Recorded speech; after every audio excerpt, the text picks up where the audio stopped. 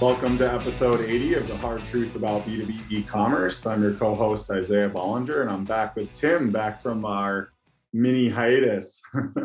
I know, it's been too long. I did miss one episode. I feel bad about that. So sorry, folks. But, I lead a glamorous life. What can I say? Once in a while, I just can't make it. So I want to throw a couple things out there. Episode 80, I remember 1980. I'm going to just put that out there. As when I got my first job. I was 16 and I was working at Bloomingdale's, and I stayed there for 8 years on and off. So it was actually the longest I've ever been in any place between part-time, full-time. Great ride, loved it. Let me give you a few shout outs. We got a few people that have reached out. I have, let's see, Kevin Reddig, Ernesto Rodriguez, Matt Lavorchik, Michael Stevens. We have a whole agency listening to us as well. I want to make sure everyone knows that. We have an agency called Lamarck Media. Oh, nice. Those folks love us, and they say that, we're giving a lot of great tips. So thank you to all our friends at Lamarck Media. I really appreciate you reaching out, saying that you're getting something great out of our podcast, and we want to continue that tradition today. But before I throw it back to Isaiah to introduce our guests, I'm going to just pause for a moment for our sponsors, and we're going to insert a few mentions for them. Thank you to our sponsor, TradeCentric. TradeCentric transforms the way businesses transact by enabling punch-out, purchase order, and invoice automation solutions for 3,000 companies around the world. Uniquely positioned at the intersection of e-commerce and e-procurement, TradeCentric helps B2B buyers connect with suppliers and automate procurement processes to drive greater efficiency and user adoption of streamlined systems. Learn more at tradecentric.com. Okay, please patronize our sponsors. We love them very much. And if you're interested in sponsoring, reach out. Isaiah, let me throw it back to you. Episode 80, I'm excited. I know. We're getting close to 100 soon, so that's going to be a big milestone. I'm really excited to bring on Jason Hein from Bloomreach, who actually also goes back into the B2B commerce world for a while now. I think you're with Justin King, right? Is that correct? And yeah, we were co-conspirators for a while. Give us your background, how you kind of got into B2B e-commerce, what you're doing at Bloomreach, and just so people kind of understand your experience. Sure. So I started, basically I started right out of college in B2B. I started working for a distributor just outside of Chicago, McMaster Carr. Got started there in the merchandising department, and bounced around to a couple different roles. I was there for 12 years actually, Tim. Wow. So I was a little bit older than your age at the time, but and it was really all about kind of learning how do you present product in a way that makes it really easy to understand what the features and benefits are, right? I think that's kind of a really critical element about B2B that makes it a little bit different. People know what a shoe does. People know what an iPhone does. But when you're talking about variable helix end mills, or you're talking about programmable logic controllers, these are things that not everybody understands, and so you have to do a little bit more education about it, right? You need to make the buyer feel smart about their decision. Yeah.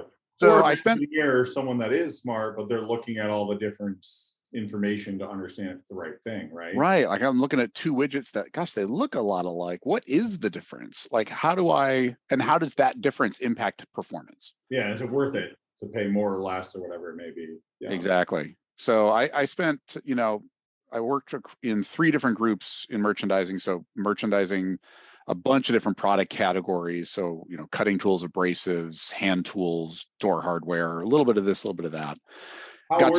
Merchandising. What does that mean? What does that mean? Assume this is not in a store floor? Or in McMaster's storefronts? No. Yeah. So McMaster at that time was, when I started, they were primarily just a catalog company, right? So merchandising to them was simply the process of, all right, you figure out what you're going to sell, and then everything that's going to be in that catalog, you have to distill out what is, like, why do you have this product?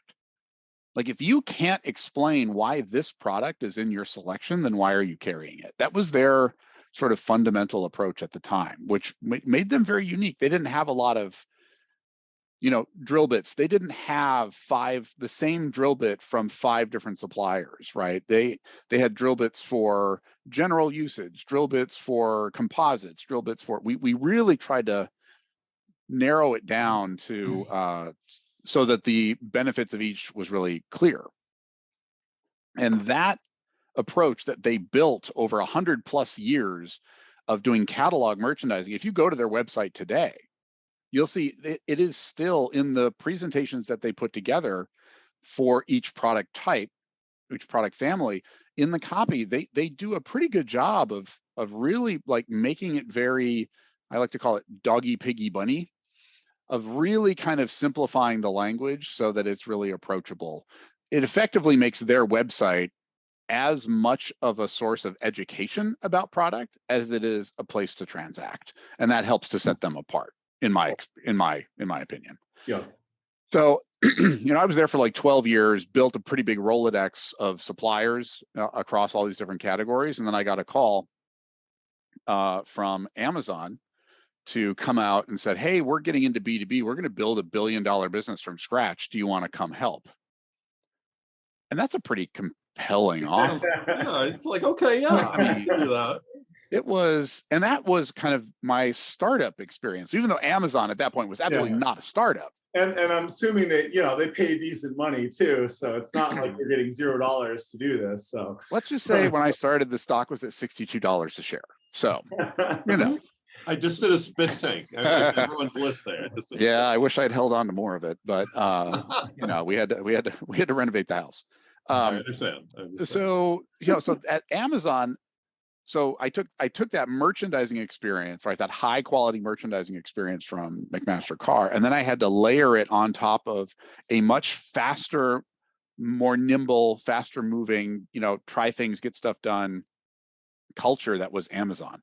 That scrappy bootstrap startup mentality that was completely the opposite of my experience at McMaster-Carr, which had much more established processes. But you got a chance to experiment and try things, and not everything worked out, but I learned about product taxonomies and attribution. How do you design catalogs within your system to store all of the product information that you need to differentiate any 2 SKUs?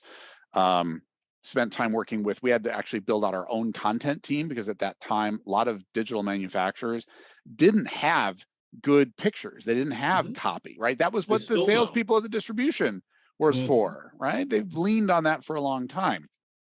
So we had to build all that capacity internally. So I was a vendor manager for a few years. Then I led the content team for a few years, and then, I was about to have my daughter, and I was like, I should really see her every now and again. So I left Amazon after almost 5 years. So they do have a pretty ridiculous culture of working a lot. That's what I heard? Yeah, I mean, it's like, so I liken my time at Amazon was like my second grad school. It was where I went to grad school for e-commerce. Yeah. Like, you learn so much about, not just being a 1P seller of like actually selling the product, but also how do you manage a marketplace, and how do you like manage multiple offers, and how do you ingest that much content so quickly, and what are the trade-offs of doing that? So that was all, things. It was the seasoning that I layered. I did grad school for a couple of years. I wouldn't want to be in grad school for the rest of my life. Same experience at Amazon. Great learning experience. Take a ton away. You meet some just amazingly smart people. And then I moved into consulting, right? Getting back. So I basically I was on the team that launched what has since become Amazon Business. So Yeah, built Amazon Supply or whatever for a while. yeah, it was well, it was small parts at first, and then it rebranded as Amazon Supply. We built a whole separate website to test all this functionality. Yeah. And once we got everything working over there, we just pulled it back into the main site and called it Amazon Business, and we were good to go. But I'd kind of unleashed this monster on the B2B industry, and they started to, they hit $1 billion, they hit $10 billion. Yeah, They're like, like 50 soon or something. yeah, I mean, they are absolutely leveraging the fact that they have a familiar customer experience to acquire and attract new buyers. Yeah. Is the experience all that great? We can talk about that. But so in consulting, I was basically getting back into working with distributors, working with manufacturers, helping them figure out, like, all right, what do we need to do to build a foundation? How do we structure? How do we rethink the way we handle our product catalog, our product data? How do we rethink the technology? Like, can we bring in a PIM or an MDM system? What do we need to be thinking about data governance? How do we design a taxonomy so that it drives the browse experience well? All of those things. And I did consulting. I worked for, that was a really niche in business at that time. There was not a whole lot of companies that were really specialized in industrial Well, I remember B2B. when I talked to Justin King a long time ago. I mean, yeah, he was one of the first early people. That's kind of how I got in touch with him, because I didn't see many people like really doubling down on B2B e-commerce. Right. He was one of those, right? And I think you guys got connected. So. Well, it was really there were some people who were smart enough to understand that what the millennials were going to want as part of their the way that they preferred to work was going to be much more digital centric than me as a Gen X or the boomers, because they grew up with ordering on. I grew up and in the late 90s, remember buying things on the internet. Remember when that was kind of like, whoa, that's weird. Put a credit card on our website? What? Like, people forget how unusual that was. But the millennials, like, to them, it's like breathing. Yeah. So for them, because it is just as natural as picking up the phone was for the previous generations, I was really helping organizations just think about, like, all right, well, how do you have great processes for picking up the phone now? Like, when I was at McMaster-Carr, we had a guideline that we wanted something like 95% of calls to be picked up by a person before the third ring. Like, it was a very, very high standard, and they built a lot of processes to support that. But people weren't doing that in digital, and that was what I was doing, and so I was helping companies do that. And then this company, by the third click, they should be buying.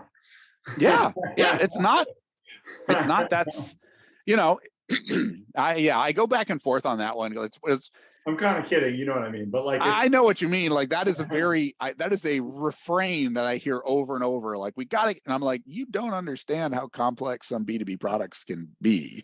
Well, it's funny. I talked to some B2B companies. Look, our mobile conversions are bad. Like, we need to fix mobile. I'm like, well, do you? Like, have you actually thought through, like, maybe mobile is the exploration phase and they're going to finish on desktop? Like, the disconnected discovery versus transaction experience in B2B is something not better. We're going to get these $5,000 average order values on mobile. It's like, I don't know, is that it's not unheard of. No, it does happen, but you can't. That's where you should be focusing your energy, right? Like, well, and especially if a lot of your bigger customers are forcing all their transactions through either EDI or a purchasing system because they need to amortize those capital expenses. That's going to happen. But then it's funny, because you see some people talking about conversion rate being this like magical KPI for B2B. And I'm like, is it though? Because, like, unless you have a really good way of linking the discovery session to an order that comes from a completely different channel, you don't really ever know what conversion rate is. So it can actually be really, really tricky. It's the same thing with advertising. People are like, oh, we need good advertising. People see the ad and they'll buy. It's like, well, I've seen ads that I literally have seen for years and then bought, but they'll never get attributed to those original ads. Right. So, the executive will be like, oh, these ads aren't working. They've been up for a week. They might be working. They just might not be working in the way that you think. Yeah, it's really that the transformational way of thinking in B2B is really like going from 2D chess to 3D chess. I know that's kind of a trope, but it really is. It's moving from that offline sales experience, which tends to be very linear, right? Your salesperson shows up, they meet with the buyer, they're talking about a particular problem. The salesperson says, hey, what about this and this? They provide some consultative expertise. Maybe let's up the feed, let's drop the speed a little bit, and voila, they've solved the customer's problem, which then ends up in a new order starting to be made for that particular product. In the past, right, those could be linked to each other because it was based on the account. Whatever account had that salesperson, if they had that meeting and then this order for this thing that the salesperson recommended, it got tracked because it was all coming from that customer account, which was owned by that salesperson. It made it a lot easier than it is now, where there are so many channels where buyers can interact with distributors. Yes, they can interact online. Yes, they can interact through Punchout. Yes, they can interact with the salesperson. Yes, they can interact with a call center. Yes, they can interview with, I mean, it's there's a diverse portfolio. And so it's just, the math isn't impossible, it's just harder. So that's where I also think that there's a point where you're kind of wasting time trying to track every possible thing, and it's better to like, are we getting engagement? Are people looking at our social media, looking at our videos? Are we getting engagement on the website? Are they buying more? Are they buying more? Yeah, like right. there's ways to track it, and then there's ways to kind of over track it and waste a lot of time and money trying to like figure out something that's not worth figuring out. You know what I mean? There's the three key metrics, right, that every senior business leader at a distributor wants to understand, right? One is my revenue going up, right? 2, are my costs going down? And 3, how are my customers feeling? Are they satisfied? Yeah, those are all, you're right. Those are really the 3. So, and you can, some people might say profitability is a part of it, but that's fundamentally, revenues, costs, right? It's all tied in. Yeah, exactly. So when you are talking with any sort of software company that is trying to like pitch you on all the super fancy tools that they have, all the different features, it's really important to kind of just keep pushing them on like, well, how is this going to help my business, right? How is this going to help me increase my revenue? How is this going to help me lower my costs? How is this going to improve my customer satisfaction? And if they can't, this is if my salespeople at Bloomreach can't talk about this as well, then it's on you as the buyer to kind of ask those questions, because sometimes technology salespeople can get very enamored of the technology itself because it's so cool. And there are some really cool things out there as AI matures and becomes a little bit more practical for distributors, starts to be able to help scale problem solving in a way that historically hasn't been able to get done, especially in like the long tail small customer, long tail product realm. But it's just it's so important for any technology company to be able to talk in practical business oriented terms about how this is going to help your business. And if they can't, then you really have to question whether their solution can. Well, and I'm going to jump on part of what you just said and kind of give a scenario. So I worked with a fire alarm company some time ago, and it is not exciting, right, working with a fire alarm company. And there are all these levels of education and interests and whatever. Some people were working with the company because they had to find a solution. It was like the requirement, and they just want to get down and dirty, quick, go. Other people are like, I want to do the best solution. I'm building this entire complex, and I want to make sure that we have these types of notifications, and I have loudspeakers, and I have this. It was really all of these levels. And so I use that as an example a lot, because in a sense, it's like understanding every type of customer, right? Every type of customer, and getting that feedback and having some sort of a process to really use it in sensible ways. And so, over time, they became much better doing what they were doing, because it wasn't like, here's our one solution, here's our catalog turned into a web page. It was like, well, we've got these people, and these people who are all very different and have different ways. Yeah. And I always think that that's a great way an entry into discussions about this sort of stuff. Yeah, that's really where the conversation about, so there's all this talk about personalization, right? That's coming from the B2C world, where in the B2C world, companies that are selling products to me as a consumer want to know me as a person. What are my preferences? What are the things that I search for? What are the things that I buy? And the whole conversation about how do we do that for a business is much more, it's a little bit harder, because, every buyer within a company has somewhat different needs, but it's not tied to the individual. It's tied to maybe the department that they're in, or the geolocation, or the actual project that they happen to be working on. So there's a little bit more variation in terms of who the person is. And so distributors have to think about how are we going to consider the idea of who is the person in personalization, and then look for ways that you can accelerate and scale up your ability to understand each of those personas. Like, maybe you're going to break it down by industry, right? You've got SIC code or NAICS code that you're going to all right, I want to have a different experience for all of my electrical contractor customers versus my HVAC contractor customers versus plumbing, maybe I want to sell, because you think about all right, I'm going to search for gloves. Just think when you really think about it, how many products should come up in a search result for gloves? 27,000. on a good day from a small mid-sized distributor. On Amazon, it would be 27,000. I know, like, how many? Right. Versus how many 27,000. Right. Distributor, it's going to be like 15 or something. Yeah. So when I am a user and I go and I search for gloves on your site, if you give me 27,000 results, hey, here's results 1 through 50 of 27,872 results, and the first page of search results is all stuff that isn't relevant to me. Yep.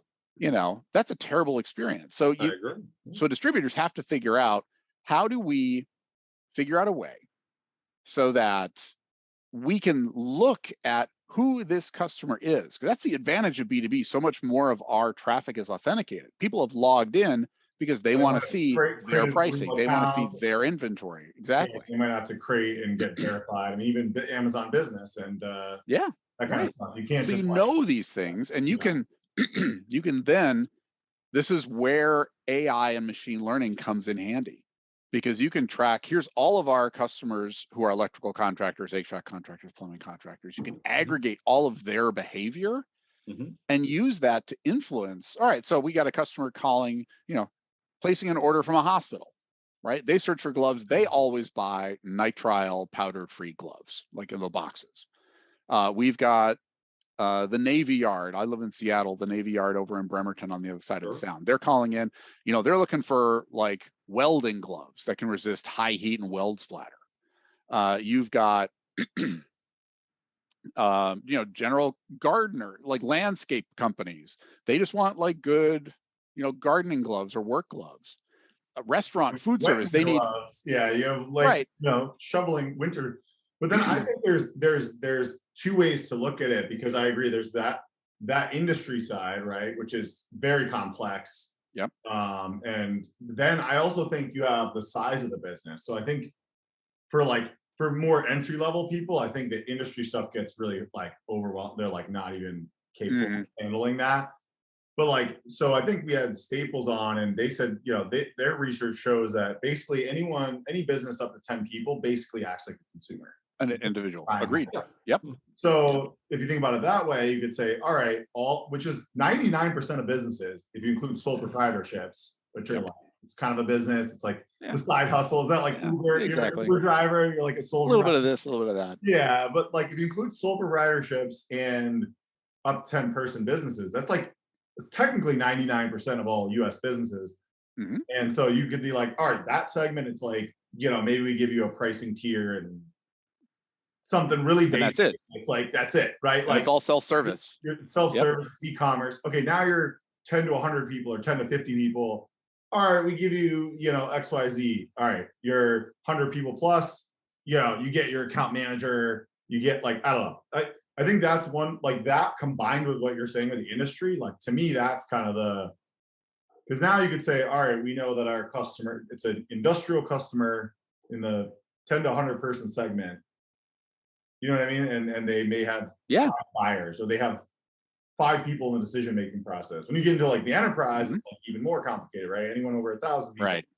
Now you have like departments and procurement and like purchase orders and like whole, It's really interesting. Like and our listeners have known this before. I've talked about an LED lighting company I work with and some other folks. But the LED company is very interesting for this conversation too, because they would break things out with like categories for things like residential, industrial, educational, municipal. So they'd have like LED streetlights in municipal, and then they'd have automotive for the trucker and bike and BMW headlights, and all these ways. And that is all reflected online. It's not just like how we manufacture and how stuff's in the warehouse. It was like how they reflected getting information online. Took a lot of doing, but it was actually really worth it. But also, to Isaiah's point, they also had these tiers based on how big your business was, what your needs were, how quick, and really, like if you're small business and you want to replace you want to replace your BMW headlight,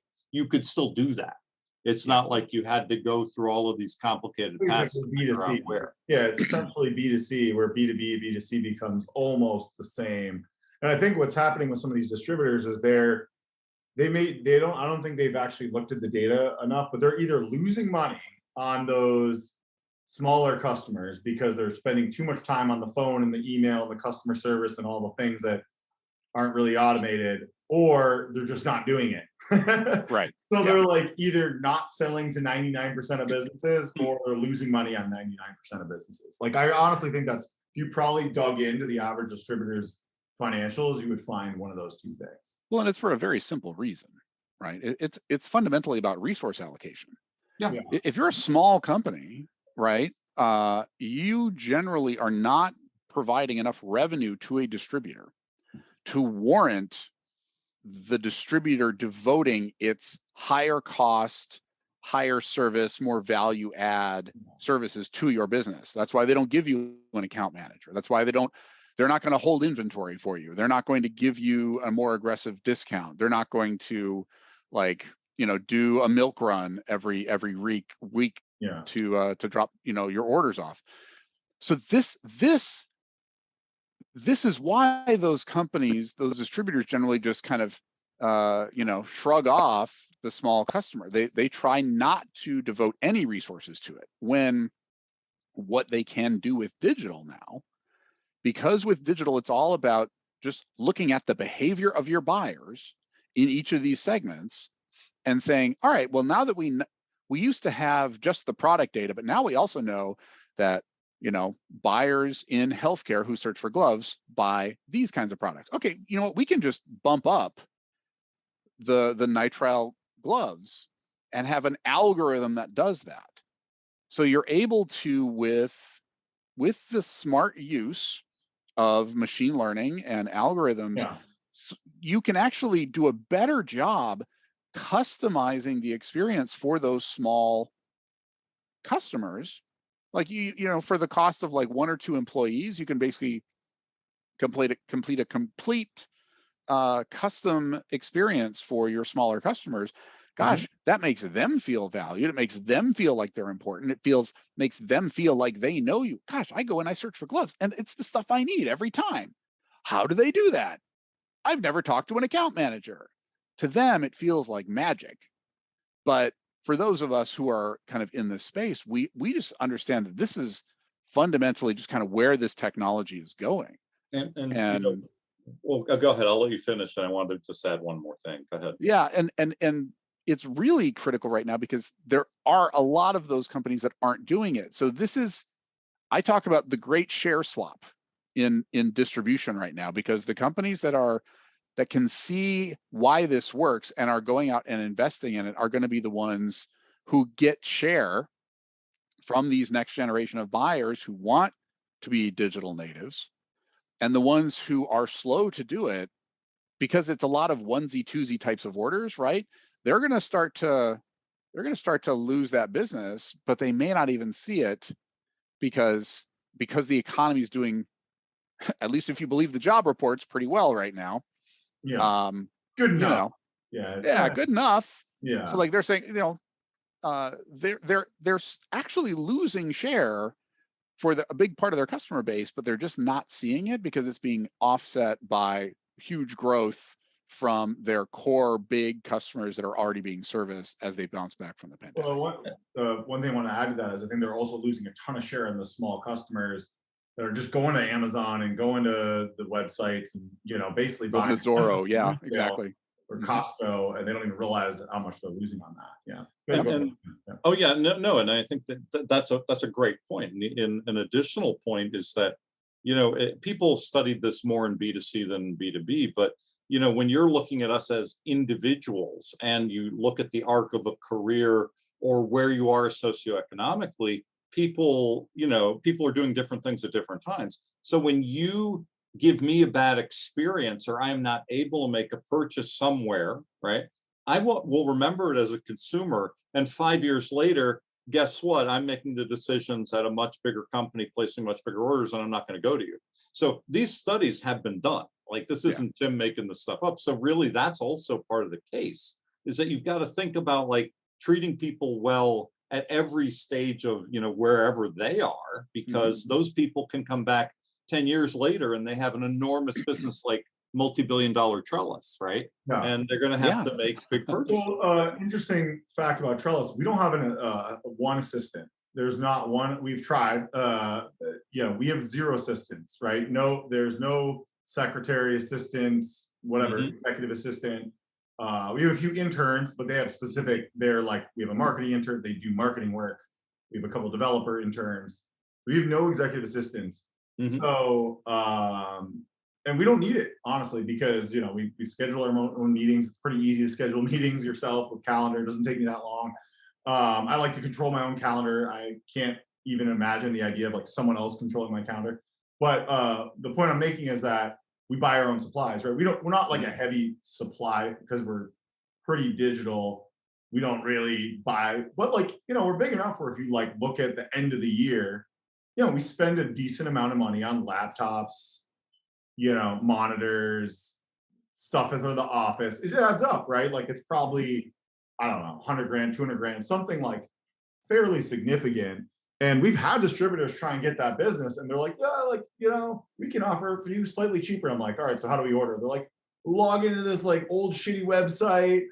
And we're just call a salesperson. Yeah, right? We're like, no, like that is like not. It's not going to do that. All on the candlestick phone. Coffee, like, you know what I mean? So it's like, if you look at our vendors, there's Apple Business, who does actually a decent job. They automate a lot of things through Apple Business. We have Lenovo, because some people want Lenovo. Like, we found the vendors that have good online presences and just basically kind of like sort of automate most of the things that we need. And so I know that was a long-winded answer to basically say that, like, good answer. Pretty young, but like, we're not as young as people would think. Like, we have a lot of people in our 40s and even people older, right? And they're making some of these decisions, right? So, Gen X is well into their 50s. Gen X is retirement planning right now. Exactly. I mean, this is sort of the thing, the conversation that people had a decade ago, right? About like, who is digital, who is using their mobile phone or whatever. A lot of that stuff is completely out the window now. I mean, I brought this up to our listeners before. I have a 90-year-old aunt who is like texting me memes and stuff all the time and ordering stuff online, and things are like that now. So this assumption that you can still fax or you could do whatever, that's just out the window. It's gone. I mean, our controller. So our oldest employee is our controller. So he's way into the anyways, I'm not going to get too deep into it, but he's doing a lot of stuff online because he's helping us, manage the banking. And he hates when the stuff is old and shitty. He's like, I can't log in and like download the reports. So I can't figure out what's going on. Like he's one of the reasons we moved off one of the banks, because they didn't have good online banking. Right. Yeah. And he's 75 years old. So it's like, there you go. But it's for you and for your controller, it's fundamentally a question of who has the best experience when I go and work with them. Yeah. And the thing that I find fascinating is that distributors have this completely, it doesn't make any sense that the same distributor, especially like the leaders, can hold these same philosophies. One is, we are the best in our business because we have the best service. Our salespeople will come out, they are industry experts, they make things really easy, they'll solve the problems, right? They'll make exceptions for you. Our salespeople, we train them to make us easy to do business with for you. And yet, then they go out and build a website that is like the hardest thing to use, that it doesn't recognize any terms that you're putting in, because there's only one term that you use, and anybody uses a different term, nope, you get null results. Yeah. When you do put in the right term, you get the wrong products. So it recognizes the term, but there's so much noise in terms of the data that's underlying it. You end up with like, you do a search for stainless steel, right? And you get kitchen appliances, right? Those sort of, where you understand why it's happening, but it doesn't need to. And then it's really the third thing after that, even if you get all the products right, is the order in which you're serving them up meaningful given what I have told you about the application on the problem I'm trying to solve? So distributors screw up so many of those things so often. Like I used to do strategic planning sessions for like, small to mid-sized distribution, and I feel like $100 million companies, just to be clear. I know that some of these, besides, I think you guys are working with some sizable. Yeah. People say small, they're like, this isn't like the guy in the garage. This is like no. These are 75 million. Yeah. I mean, we're kind of getting into that area. Yeah. And it's I like, just want to be clear that these, like when we say small, it's not like this guy. No, I appreciate that, because you're right. I mean, up until a little while ago, $25 million is still, it's a lot of money for, like, most people will never ever build a $75 million business ever. No. They are, although if they do, it's through acquisition, right? I mean, it's a very different process. But they, you talk to people who, are in that space, and you talk to their customers, right? I would be working for this distributor.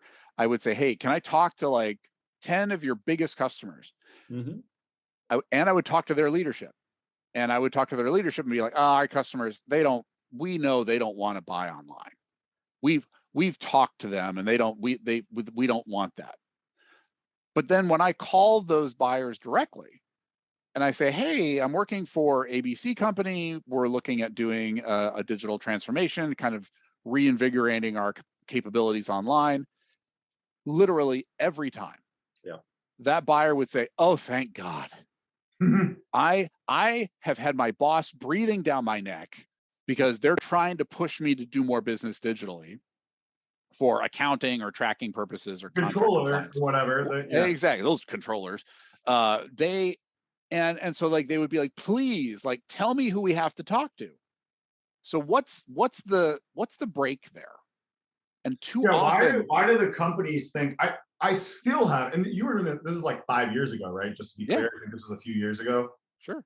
I still have those conversations 5 years now. Absolutely. After COVID, I had one, we basically, like, they fired us, but we kind of fired them, because I was like, they were doing e-commerce. They had a legacy e-commerce platform that wasn't transacting. So they weren't doing e-commerce. And I was like, look, you guys need to migrate to a SaaS platform. We need to simplify. You have no IT person. This is just way too much for where you're at. Yeah. And they're like, and I gave them the estimates. I spent a lot of time for free, because I don't usually bill my time. Like, it's more the billable people's time.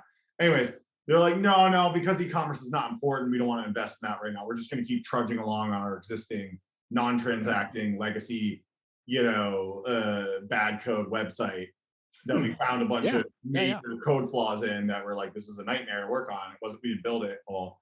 And that was their thesis, was that e-commerce is not important. Doesn't matter. Yep. 50 million, we do 50 million in business.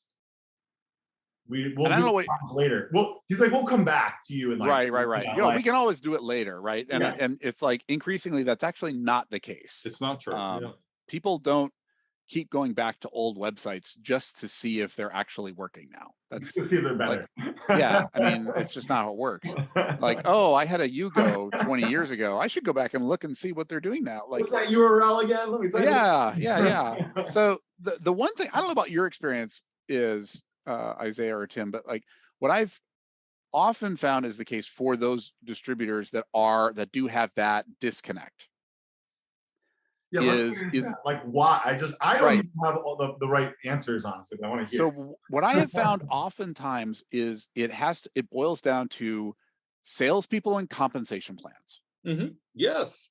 Because who has given how comp plans have historically been structured, right, is you get a percentage of the deals that you bring in as a salesperson, right? So if you're trying to build a digital business and trying to get more customers to buy online, the last thing that you want to do is have a comp plan that's so outdated that it only gives salespeople the credit for the orders they put in. Because what you're doing then is you are then creating a disincentive for those salespeople to push the low effort, low transaction, low value add transactions online, and actually give more of them themselves. Oh, you know what? Hey, I know I can help you find all this. You use the website to find it, but then like call me and I'll put the order in for you. Right? It throws a wrench into everything. They tell their leaders that, oh yeah, we talk to them every day. They don't want to do anything online. And so you, as a leader of a distributor, you have to really think about what are the incentives we're creating through our comp plan. We want to create incentives that encourage those salespeople to push that low value add transaction to the web so that more of their time, like you're really good salespeople, like the value that they bring to serving customers, to building relationships, to engineered sales and problem solving is so valuable. You want to spread that to as many of your customers as possible. And so if you're creating an incentive for them to just, be the order entry person, so like they go to visit, then they're waiting in the parking lot for somebody to call them and give them the order or an email, and then they're spending time, on that, putting in the orders. You're incentivizing all the wrong behavior. We're so much on the same page, and it is my experience. I mean, I've actually been a sales guy. I've been a leader of salespeople. Comp plans matter. Org structure matters. Like I go into transformation projects now, and I'll ask all those questions. They'll say, "Give me your org chart." And they're like, "Why do you need that?" I'm like, "Well, let me see who's doing what." And then I start meeting. I start meeting with those teams. How did you connect those dots? So let's say, assuming these are maybe the executive is like, or CEO or whatever is like, oh yeah, the website doesn't matter. Customers are happy. They don't need the website. Yep. You go talk to the customers and the customer tells you basically the opposite thing. And you're saying this happened over and over, like a lot. So there's clearly an obvious trend. Yep. This is before COVID. So that trend's probably 10 times bigger now. Accelerated. Yeah. Yep. And you think that basically what it is that it almost reminds me of like, this is going to be, I'm going to go way out here. It's like the Putin syndrome where everyone tells what he wants to hear. Like, we're going to win the war in Ukraine. Like, we're winning. We're totally winning. Like, of course we're winning. Like, it's not like we're dying over there and like people are miserable. It's just, we're going to walk in. It's going to take us 2 days. We're going to be good. It's like 7 months later, they're probably, who knows what's going to happen, right? It's the king in the castle just getting, and he hasn't actually taken the time to go like get an honest answer from his customers himself, or maybe Yeah, those are the big customers who don't need it because they're all EDI or yeah, but I mean, it's not about what they need; it's about what they want.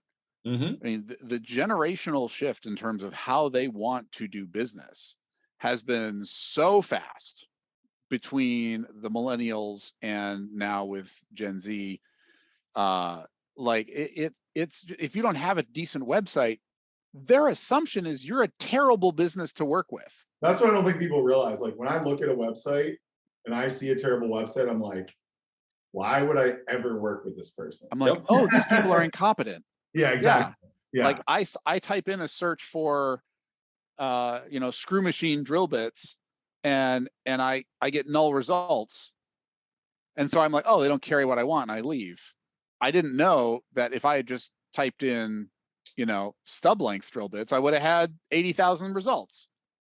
Like it's the confusing thing is that solving these kinds of problems is now getting to be so much easier as the technology has advanced, and that it is not the case anymore where you necessarily have to hire an army of consultants or like you have a build a whole Yeah, like you don't need data team in McKinsey India. you don't need McKinsey and Accenture to come in and spend No, 5 million like bucks. What I will say though, I'm still seeing massive failure rates. I mean, like yes, I said, I would say like I'm almost embarrassed to say that like probably I'd have to look at our numbers, but I want to say it might even be over 50% of our most recent sales are rescues, meaning they have failed with other companies and we're coming in to try and like uncover and bail it out. It's not really what we want to be doing. It's just a lot of what the market is. I wish they would come to us first. Sometimes they do, and they don't want like our quotes because they think they can do it cheaper and better, and then they fail, and that's why they're in that situation, right?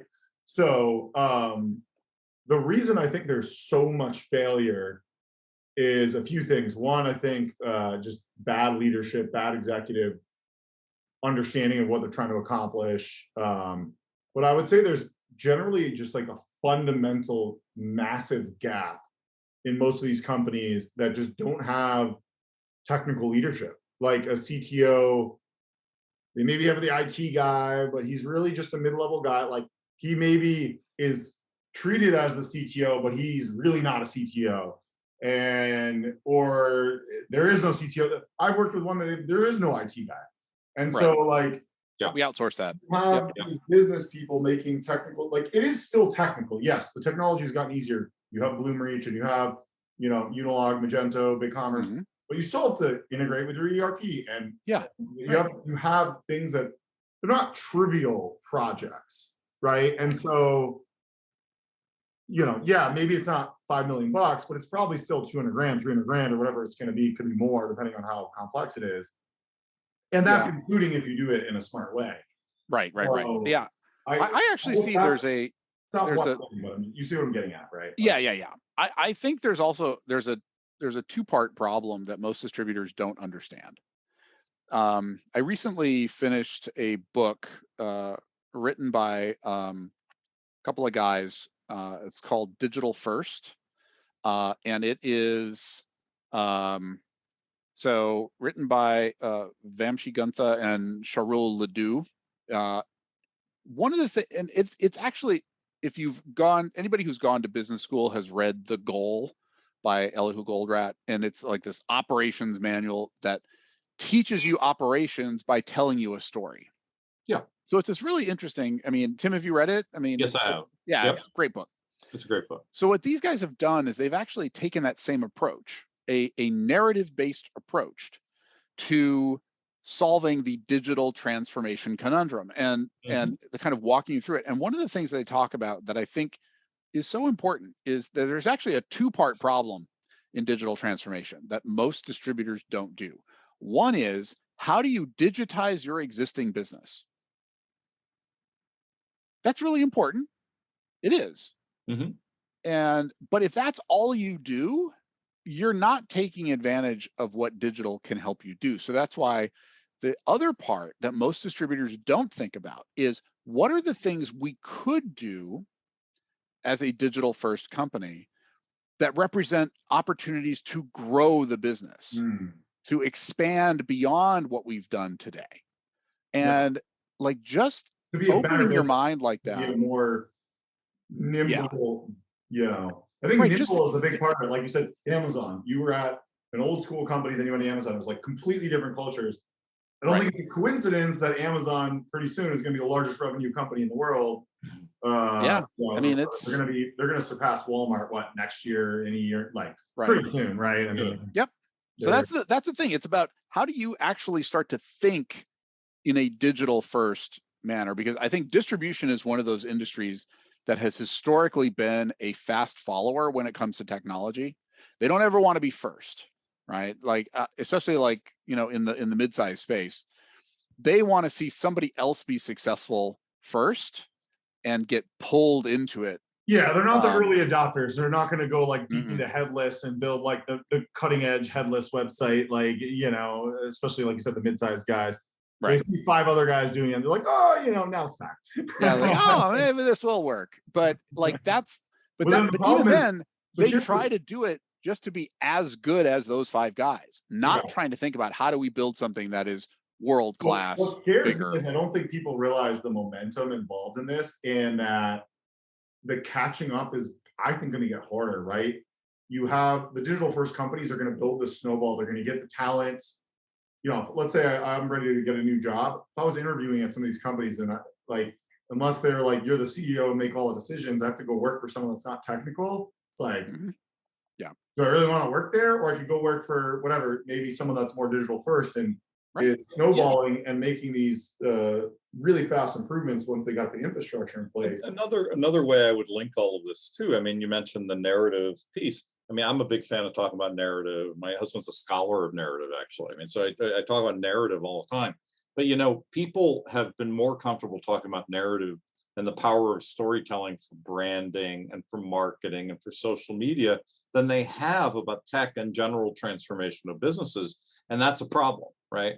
I mean, because the story you're trying to tell has to translate across everything that you do, including the technology and how you're connecting with people in every possible way. So, you know, I have not read Digital First, but really that whole idea is very, very compelling. And really, I can imagine jumping on that bandwagon very easily and just, you know.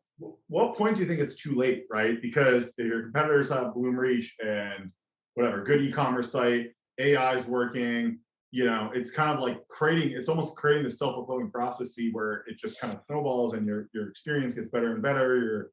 It's a flywheel problem, right? I mean, I think it's. At what point are you so far behind the flywheel that you're just, by the time you even launch, they're like 10 years ahead of you? You know what I mean? We're increasingly almost, I think, at the point where it's the Google versus Bing problem. Right? Like Google started amassing That's exactly what I'm saying. Yeah. Right? Where it's like, and then Bing started like, you know, a few years later.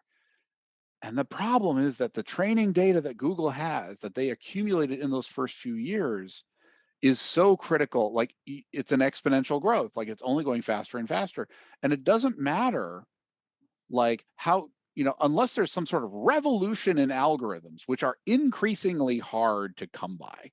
Like the whole argument about, oh, our algorithm versus this algorithm, you know, it's not, you know, it's not Raiders of the Lost Ark, right? It's not, you know, pistol and a bullwhip, right, versus a sword.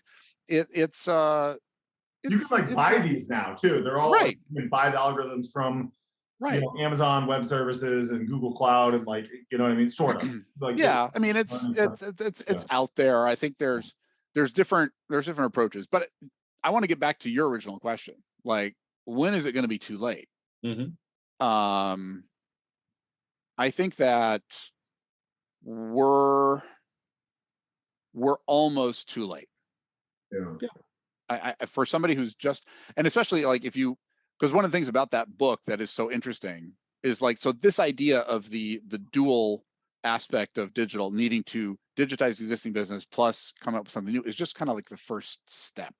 Yeah. There is so much, and I think this speaks to your point about why so many digital transformations fail.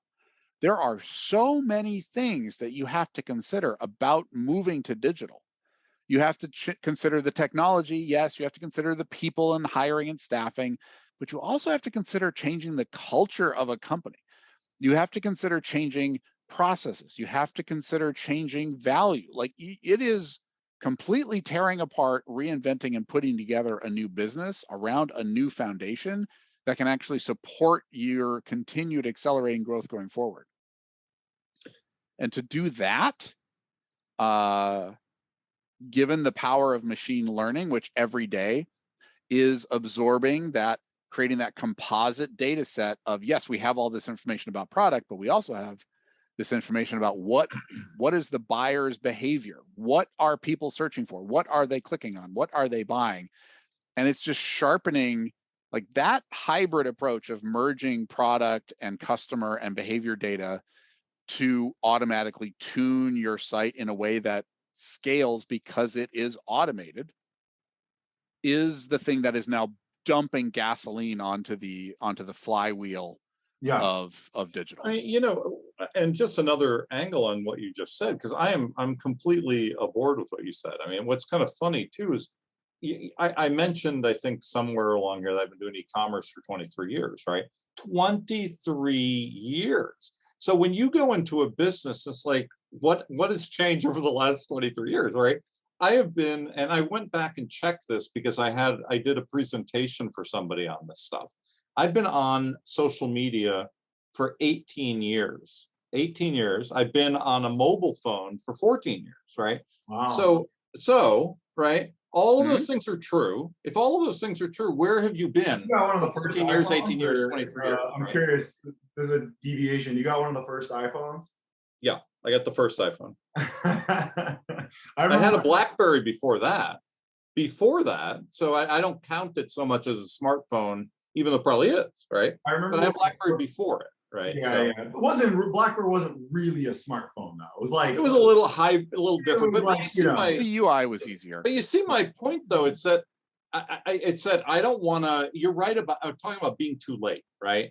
Being too late means that maybe you didn't get the first or best e-commerce site up 20 years ago, right? Or 19 years ago. But you've had all of this time to look at the competition and see new people coming up and doing a great job.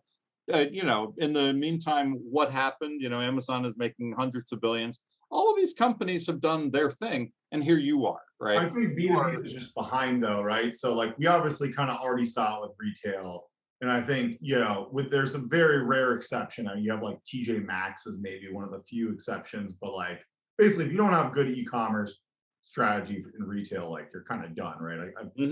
I can only think of like a handful of examples. Maybe you're like a boutique store or whatever, but other than that, I mean, I think even then they need Shopify, right? Like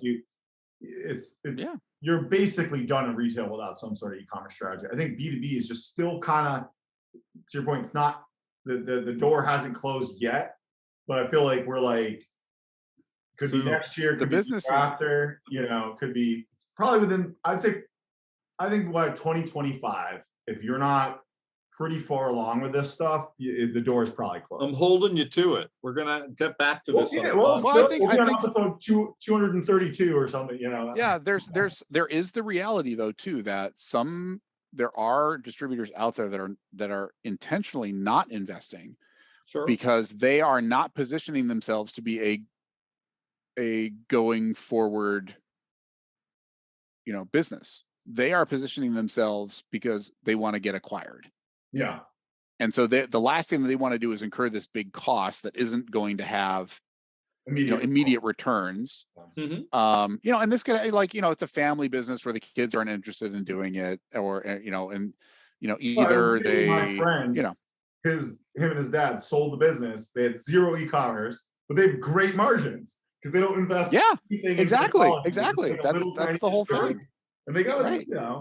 Yeah. So I get why some of them are, but I mean, with interest rates going up, you better sell yourself like PDQ, because the money is going to get a little tighter.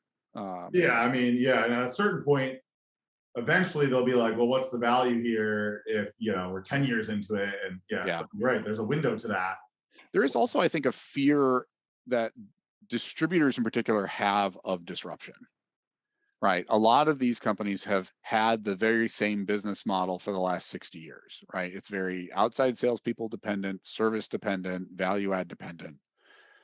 It's probably one of the least disrupted businesses of like almost any Right. industry, right? Absolutely. I mean, Yeah. I got into it in the late 90s. I mean, Tim, my e-commerce career just hit 25 years. Yeah, 1999 is when I started. That's Yeah. so right around. And I remember 1997. I'm sitting here looking at this company, and we're talking about our competitors, right? Which were the local companies. I'm like, really? Outside, like death of a salesman type stuff? Really? And it was so shocking. But to your point, Isaiah, this is what people are really comfortable with. But the fact of the matter is, your business is going to be disrupted. Now, you have a choice. Either you get taken by surprise by somebody like an Amazon business and get your business taken away, or you disrupt yourself. Mm-hmm. Amazon has no compunction about disrupting their own business because they know that if they don't do it, someone else will.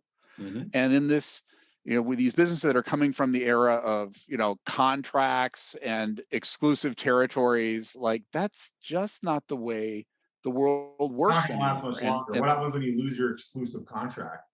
And then, right. the manufacturer goes, you know what? I can go direct to consumer. This is, Hey, guess what? All that heavy leaning you did on them to drop ship for you has effectively trained them that they don't need you from a logistical perspective anymore. There you go. Yeah. I've worked with some manufacturers who literally told their distributors, don't inventory everything.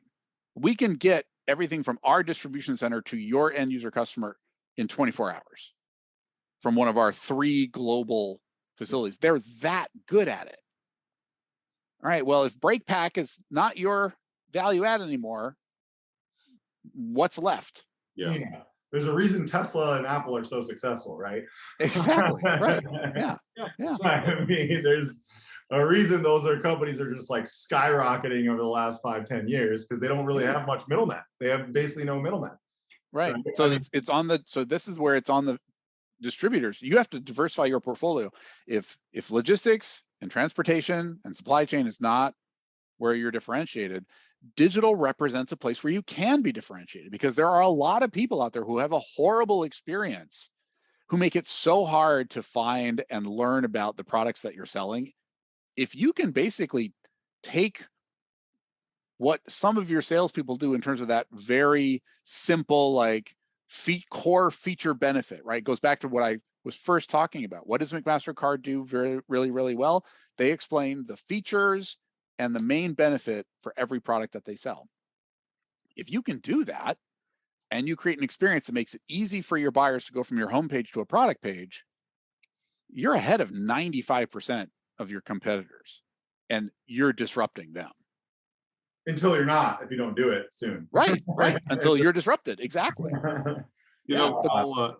I'll just share one thing that relates to this. I think it's very funny. I mean, there was a plumbing site I came across a while ago that has trivia games on it, and isn't that great? I mean, really, what it does is it'll show an image of something that's very complicated, and you have to guess what it is, and whatever. And you have this gamification happening, but it's also education, right? I love that idea. I love it.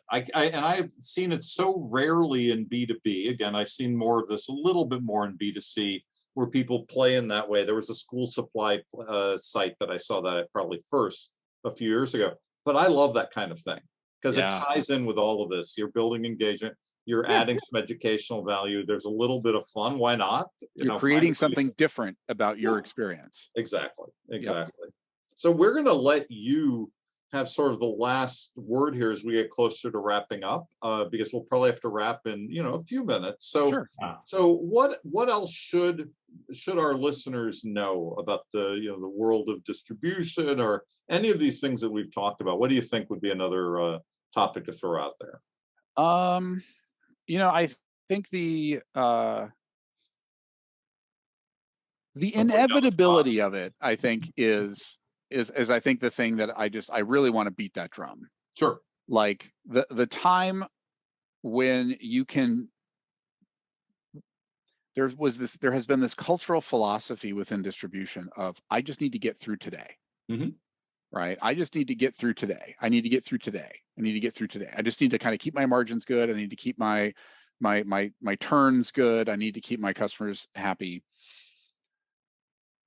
And there has been this sort of, reluctance to kind of look down the road and really understand what the new generation of your customers wants. You may have great relationships with your senior buyer or your senior purchasing manager at, ABC customer. But the thing is, they are not going to be there forever.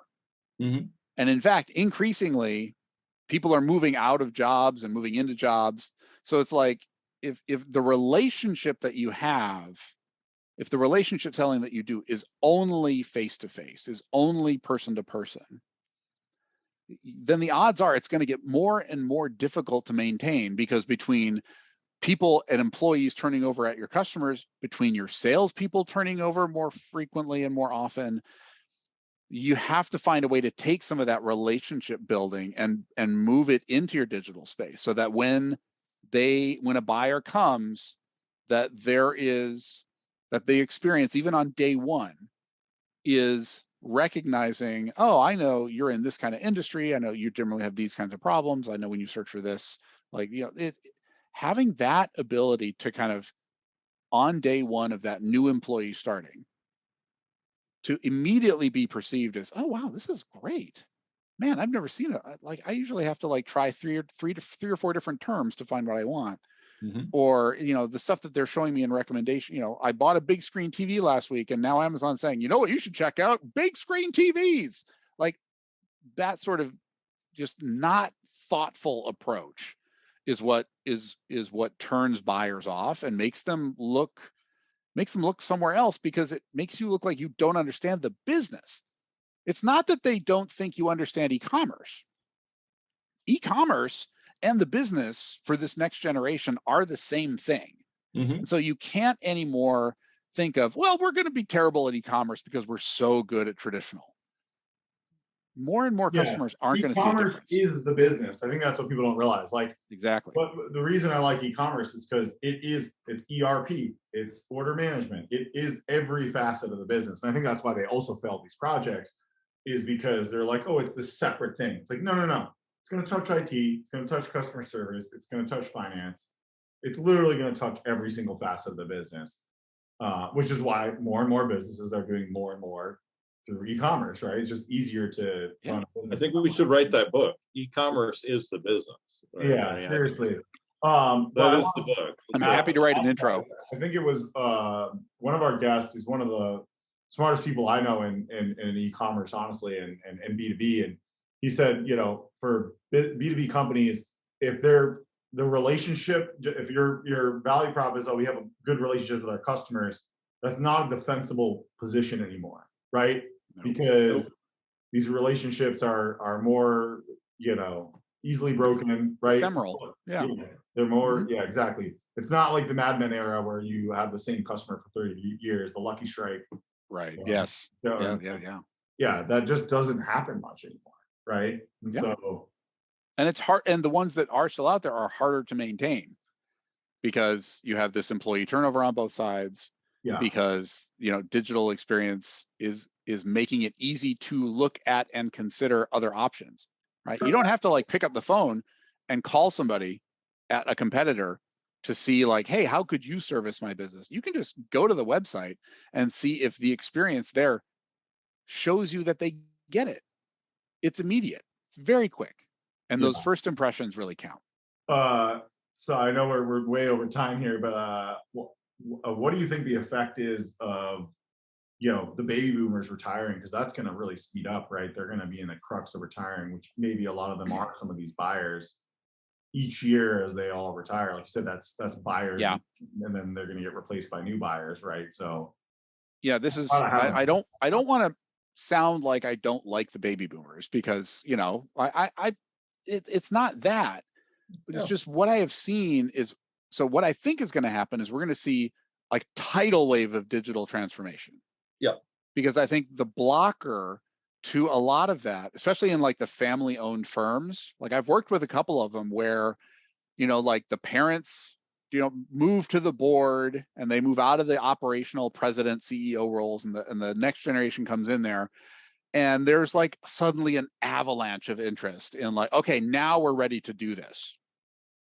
So when the boomers, when the people in the older generations, because it could also be some older Gen X people, are the ones holding up these digital transformations. It's just old ways of doing things. It's not even that they're boomers, right? Yeah, exactly. But I'm also talking about the ones that are the buyers too. If they're the buyers as the customers of these distributors, they all retire. Now they're going to get replaced with the Gen X or Gen Z buyers, whatever.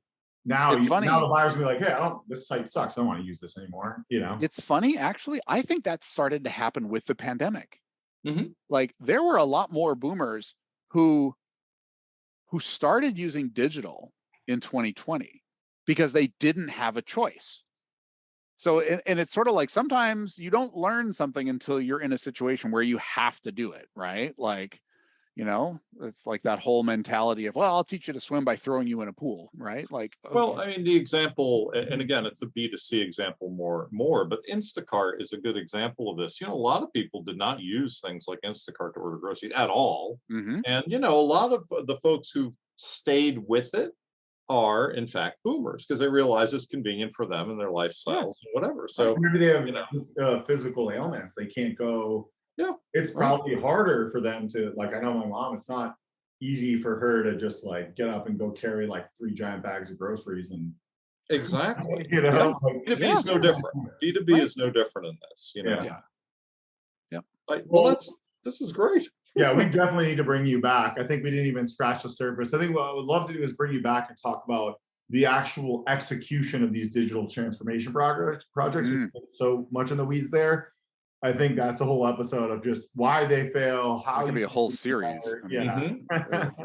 There's just so many things that can go wrong. But so we can pick it apart. Yeah, I would like that. I would like that. Our listeners would really enjoy it too. Thank you so much, Jason. I really appreciate this, and have fun at Bloomreach and keep us posted on what you're up to, and we'll get you back. Well, it's an exciting place.